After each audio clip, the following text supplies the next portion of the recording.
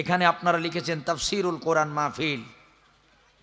আমার কষ্ট লাগে কি জানেন, আমার এখনো মনে আছে গত 2 বছর আগে আপনাদের এই চুপনগরে একটা মাহফিলে আসলাম, লেখা হলো তাফসিরুল কোরআন মাহফিল।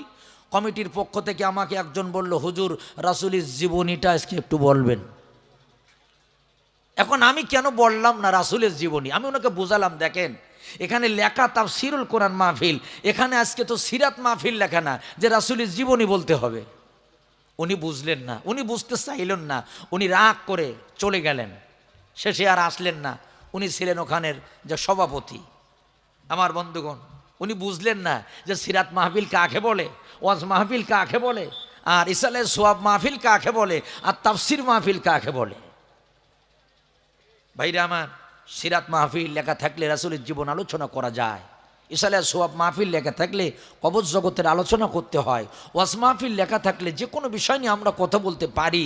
কিন্তু তাফসিরুল কোরআন মাহফিল লেখা থাকলে সেখানে আল্লাহর কোরআন থেকে কথা বলতে হয়। ঠিক।